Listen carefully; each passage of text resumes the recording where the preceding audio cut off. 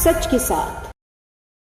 नमस्कार, city Varanasi live में आप सभी का स्वागत है। मैं हूं अमित मिश्रा। आइए अब तक की खास खबरों पर डालते हैं एक नजर।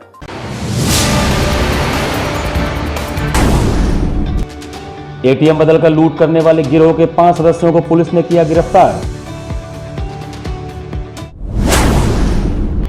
संगीत साधक गणेश शंकर मिश्रा ने बनाया अनोखा तबला, दुनिया का सबसे बड़ा तबला का किया दावा।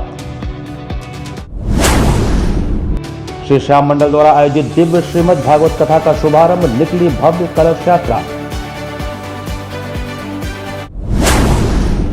और अनंत चतुर्दशी पर रावण जन्म के साथ शुरू हुई रामनगर की विश्व प्रसिद्ध रामलीला।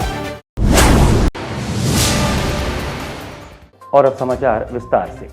शनिवार को उत्तर रेलवे के महाप्रबंधक आशुतोष गंगल वाराणसी दौरे पर आए। इस दौरान उन्होंने कैंट और काशी स्टेशन के रिमॉडलिंग और यार्ड आदि से संबंधित विकास कार्य और परियोजनाओं को देखा। इस दौरान आशुतोष गंगल ने बताया कि प्रधानमंत्री का संसदीय क्षेत्र होने के कारण वाराणसी विशेष महत्वपूर्ण है। काशी स्टेशन को इंटरमॉडल स्टेशन बनाने की परियोजना पर काम हो रहा है। मालवीय पुल यानी राजघाट पुल के पास ट्रेनों के संचालन के लिए अलग से एक और डबल डेकर पुल बनाया जाना है। इसे दूसरे फेज में किया जाएगा। पहले फेज में वाराणसी कैंट व काशी स्टेशन के रीमॉडलिंग का काम हो रहा है। कैंट स्टेशन पर यार्ड का कार्य वर्ष 2023 तक हो जाएगा। काशी रेलवे स्टेशन पर फिलहाल 3 प्लेटफॉर्म हैं, अब इसकी संख्या बढ़कर 6 हो जाएगी। ट्रेनों के संचालन के लिए पटरियों की भी जरूरत होती थी। अभी वाराणसी कैंट से दीनदयाल नगर स्टेशन जाने के ट्रेनों को 1.5 घंटे लग जाते हैं। इसे कम करना है। यात्रियों की सुविधा के लिए कोच रेस्टोरेंट बनाया जाएगा। उन्होंने कहा कि काशी स्टेशन आने वाले समय में और ज़्यादा महत्वपूर्ण हो जाएगा।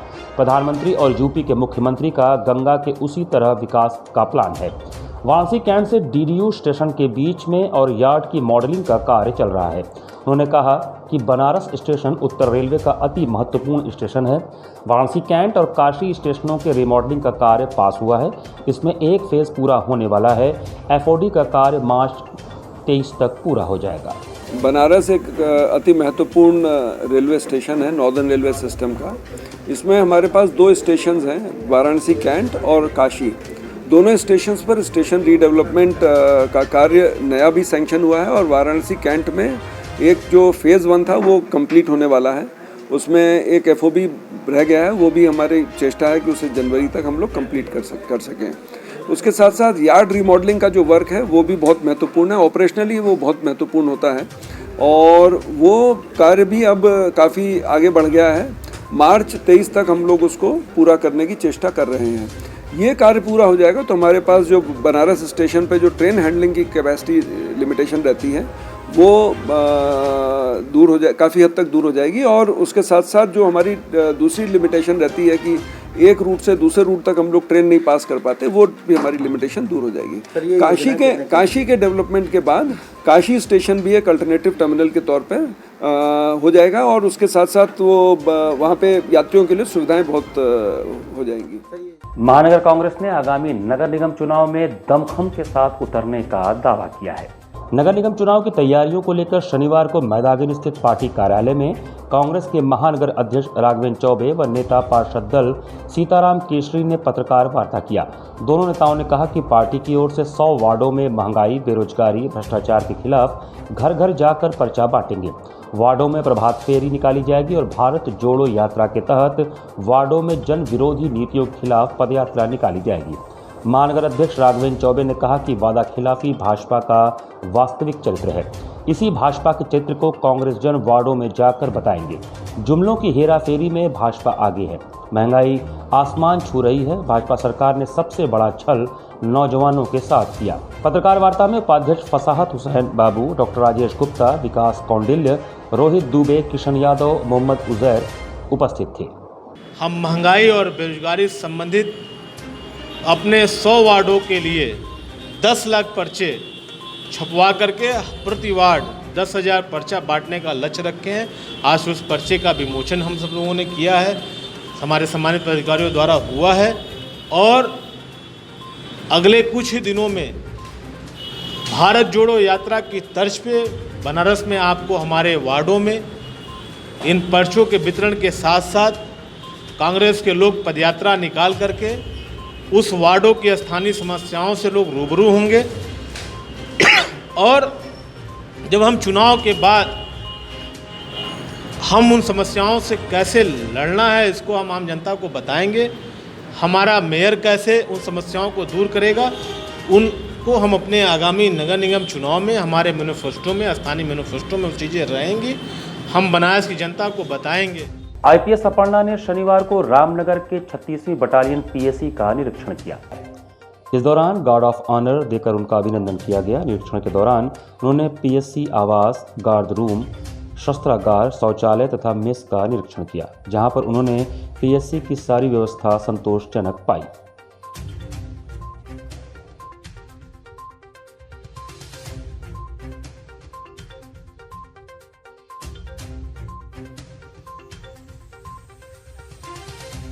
एटीएम कार्ड बदलकर लूट करने वाले गिरोह के 5 सदस्यों को पुलिस ने गिरफ्तार किया।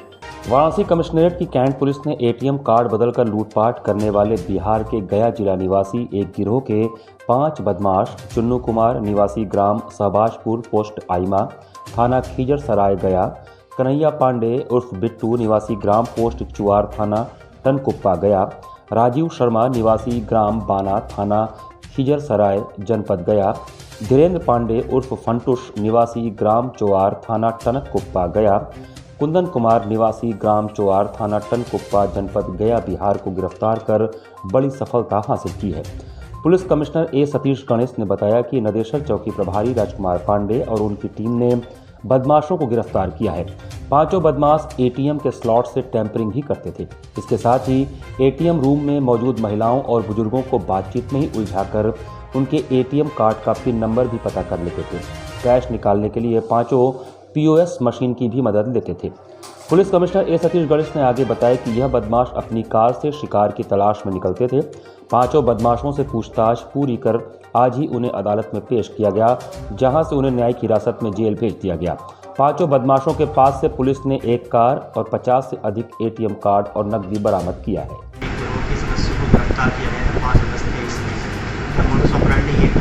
अपने पास एटीएम कार्ड रखते थे और कार्ड धारकों से, भोले भाले लोगों से, महिलाओं से, बच्चों से, महिलाओं से और बुजुर्गों से जो कार्ड धारक थे उसे एटीएम कार्ड बदलकर पैसे ठगी करते थे और लूट करते थे।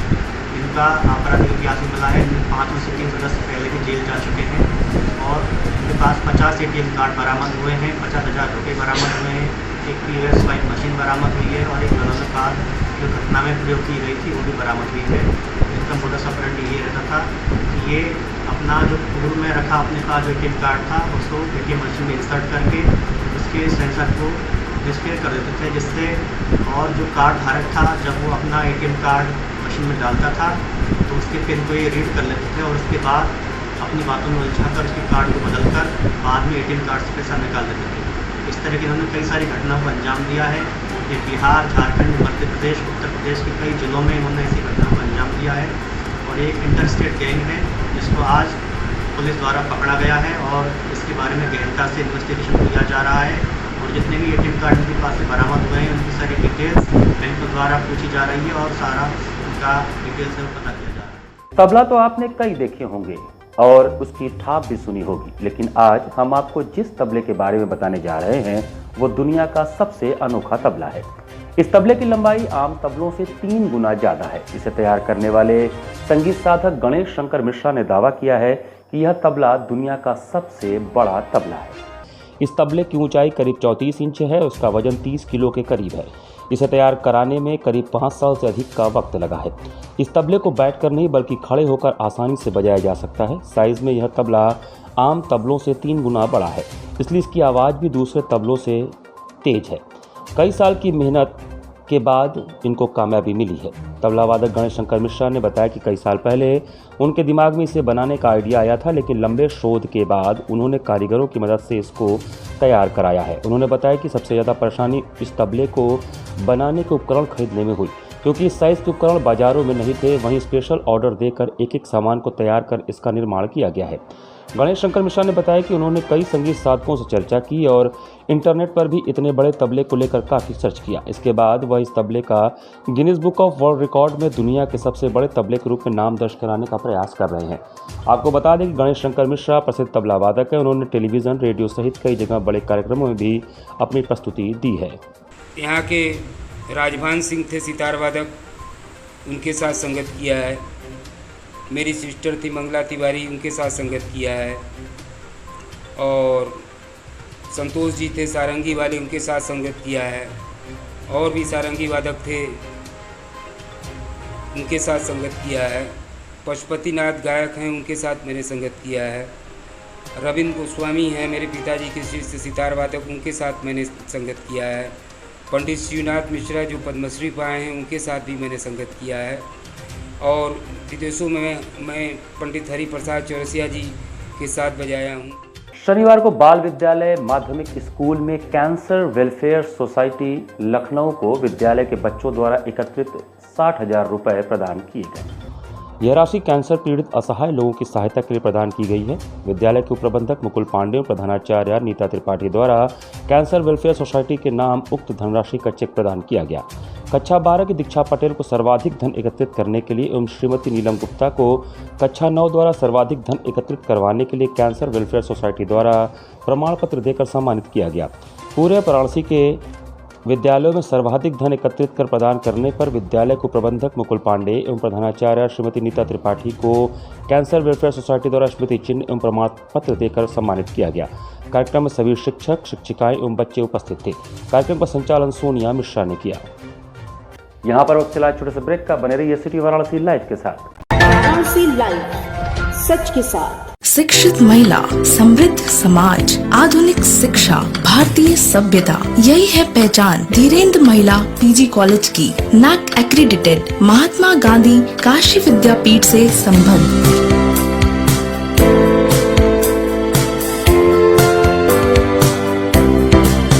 Admission open for BBA, BCA, BA, BCom, BSc, BFA, BMUS, BTC, DLED and B.Ed, B.Ped, Bachelor of Library Science, BA, Mass Comm and MA, MCom and MFA. Wi-Fi equipped, rich library, state-of-the-art computer lab.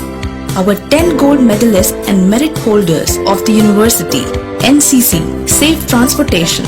For more details, contact Dhirendra Mahila PG College, Karmajitpur, Sundarpur, Varanasi.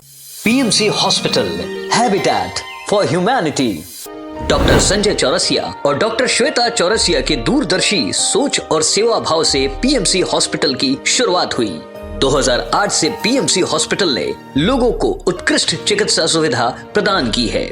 PMC hospital Banaras में उपलब्ध सर्वोत्तम hospital में से एक है। प्रसूति एवं स्त्री रोग विभाग, पीडियाट्रिक्स एवं नियोनेट्रोलॉजी, जनरल एवं लेप्रोस्कोपिक सर्जरी, अस्थि एवं जोड़ रोग, यूरोलॉजी एवं गैस्ट्रोलॉजी, मनोरोग विभाग, फिजियोथेरेपी जैसी कई सुविधा उपलब्ध है। पीएमसी हॉस्पिटल आपको डॉक्टर द्वारा नियमित ओपीडी की सुविधा देता है। इसके साथ ही आधुनिक गहन चिकित्सा इकाई आईसीयू, आईसीसीयू की सुविधा एक ही छत के नीचे आपको मिलती है। मैं doctor Sanjay Chaurasia, director PMC hospital Ravindrapuri, Varanasi.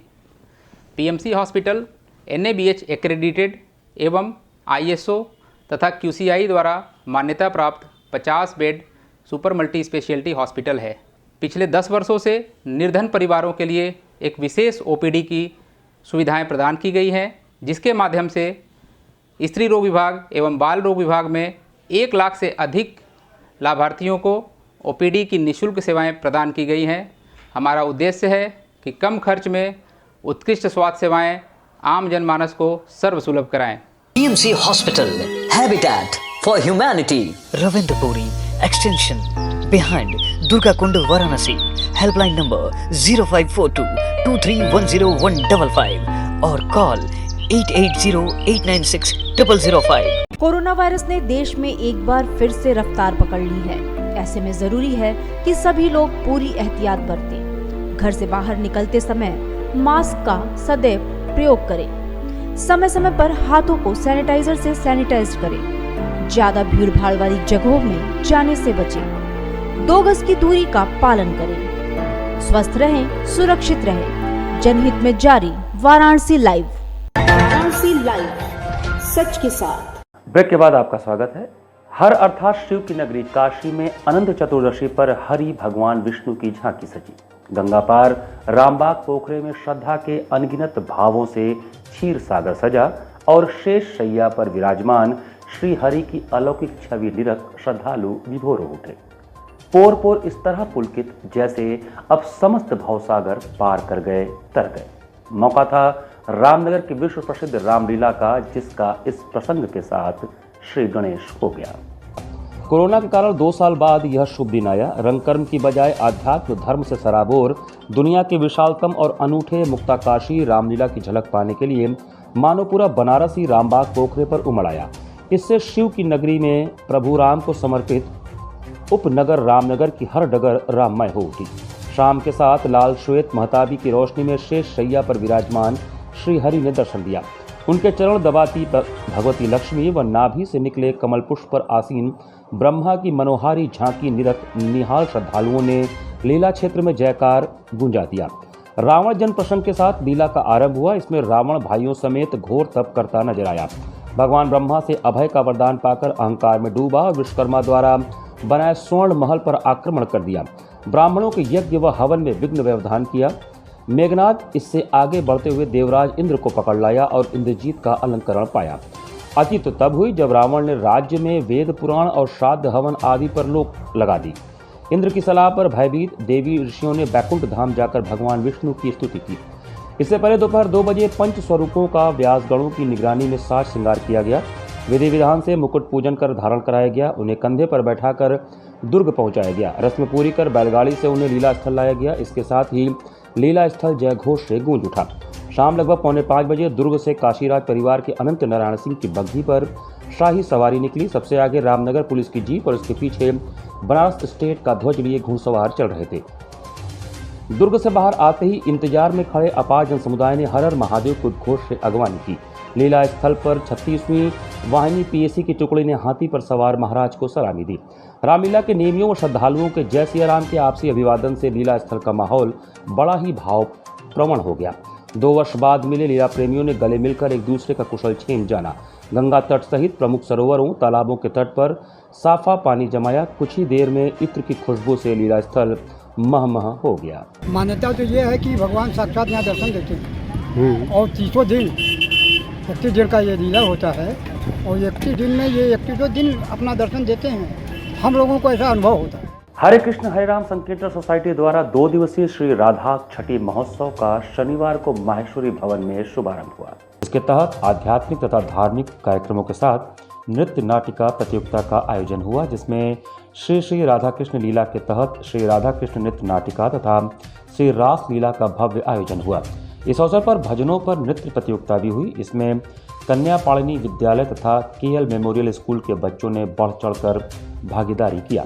इस आयोजन का उद्देश्य जनमानस में तथा युवाओं में श्री राधा कृष्ण ब्रजलीला, श्रीमद् भागवत गीता तथा श्रीमद् भागवतम के ज्ञान का प्रचार करना है। हम लोग जन्माष्टमी में कृष्ण भगवान जी का जन्म मनाते हैं और उसी के 15 दिन बाद राधा जी का भी जन्म हुआ था, तो उसी उपलक्ष्य में राधाष्टमी मनाया जाता है। क्या क्या विशेष पूजा होती है आज के दिन? यहाँ राधा जी के विग्रह, श्री कृष्ण भगवान जी का विग्रह सुसज्जित है। उसमें 56 भोग का प्रसाद चढ़ाया जाता है। उसके पश्चात कार्यक्रम होता है जिसमें कि नरसिंह आरती, तुलसी आरती, गौर आरती, बच्चों का कार्यक्रम, कीर्तन भजन, उसके बाद भंडारे का आयोजन होता है। IAW और व्यासी के संयुक्त तत्वावधान में शंकुलधारा पोखरे पर चित्रकला की एक कार्यशाला आयोजित की गई। इस कार्यक्रम के संयोजक डॉक्टर शारदा सिंह और कौशलेश कुमार रहे।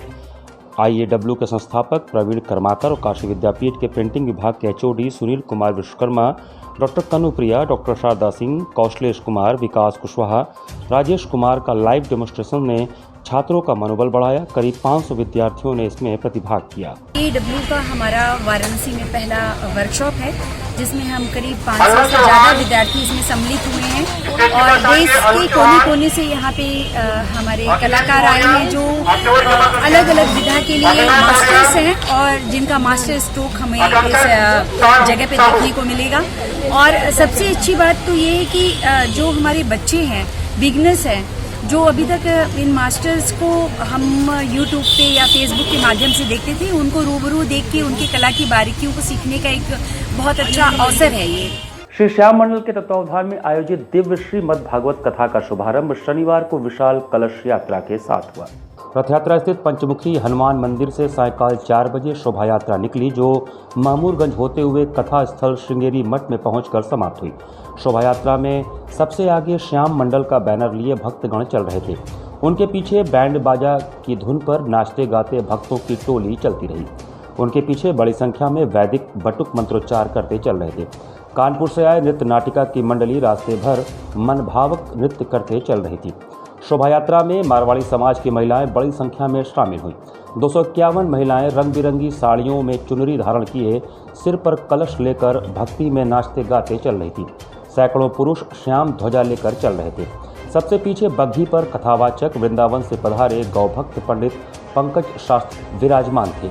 उनके ठीक आगे कथा के यजमान सिर पर पोथी लिए चल रहे थे। इससे पूर्व कलश यात्रा का शुभारंभ अध्यक्ष दीपक बजाज एवं मंत्री अजय खेमका ने कलश एवं ध्वजा का पूजन अर्चन करके किया। इसके बाद भक्तों को कलश व श्याम ध्वजा देकर यात्रा का शुभारंभ किया गया। शोभा यात्रा में मुख्य यजमान महावीर प्रसाद बजाज, प्रदीप तुलसियान, राजेश तुलसियान, उमाशंकर पोद्दार, संजीव अग्रवाल, अशोक अग्रवाल, नारायण दास अग्रवाल, शिव कुमार लोहिया, सुनील नेमानी, गोविंद केजरीवाल, प्रमोद बजाज, सुरेश तुलसियान, स्मिता लोहिया, उमा बजाज, मनीषा अग्रवाल सहित सैकड़ों की संख्या में श्रद्धालु शामिल थे। श्रीमद् भागवत की कथा 11 सितंबर से 17 सितंबर तक श्रृंगेरी मठ में 3:30 बजे से 6:30 बजे तक महाराज जी के मुखारबिंद से कही जाएगी। काशी की धर्मपरायण जनता से ये आग्रह है कि वो यहाँ आकर के पुण्य के भागी बने। श्री श्याम मंडल वाराणसी का इस कथा कराने का मुख्य उद्देश्य जो है विश्व कल्याणार्थ के साथ साथ सभी पितरों को मोक्ष मिले, इसी कामना के साथ श्री श्याम मंडल वाराणसी यह श्रीमद् भागवत कथा कराने जा रहा है। सोरैया मेले के 7वें दिन अनंत चतुर्दशी पर शुक्रवार को लक्सा स्थित मां लक्ष्मी के मंदिर में अपार जनसैलाब उमड़ा। माता लक्ष्मी के 16 दिनों तक चलने वाले सोरैया मेले में शुक्रवार को अनंत चतुर्दशी के दिन भक्तों ने मां के दरबार में मत्था टेका। कोरोना काल के दौरान 2 वर्षों तक माता लक्ष्मी का प्रतीकात्मक पूजन करने वाले काशीवासी शुक्रवार को माता के दर्शन और पूजन के लिए बहुत बड़ी संख्या में पहुंचे। भक्तों की लंबी कतारें माता लक्ष्मी के दरबार से लक्सा थाने तक लगी रही। माता लक्ष्मी और भगवान विष्णु के जयकारे के साथ पूरा वातावरण भक्तिमय होता रहा। वाराणसी के डमरू दल ने मां के गर्भगृह के समक्ष डमरू का वादन कर अपनी हाजिरी लगाई। मां लक्ष्मी, मां काली, मां सरस्वती के विग्रहों के साथ ही साथ माता ज्योतिया, मां शीतला, मां संकटा इत्यादि का भी दर्शन पूजन हुआ। आपको बता दें कि सोरैया के अवसर पर 16 दिनों तक माता लक्ष्मी का व्रत एवं नित्य माता के दरबार में दर्शन करने वाले भक्त बहुत बड़ी संख्या में यहाँ आते हैं। अनंत चतुर्दशी का पर्व होने के चलते माता के प्रांगण के निकट स्थित विष्णुपति देव जी के मंदिर में भक्तों ने भगवान विष्णु का दर्शन कर अपने हाथों में पीले रंग का अनंत धागा भी धारण किया। इसके अलावा प्रांगण में स्थित शनि देव जी का भी दर्शन पूजन हुआ। भक्तों की भारी भीड़ को नियंत्रित करने के लिए पुलिस के अधिकारी और जवान मुस्तैदी से डटे रहे ताकि किसी भी तरह की अप्रिय घटना को आसानी से नियंत्रित किया जा सके। इसी के साथ सिटी वाराणसी लाइव का ये संस्करण में समाप्त करते हैं। मुझे दीजिए आज्ञा। नमस्कार।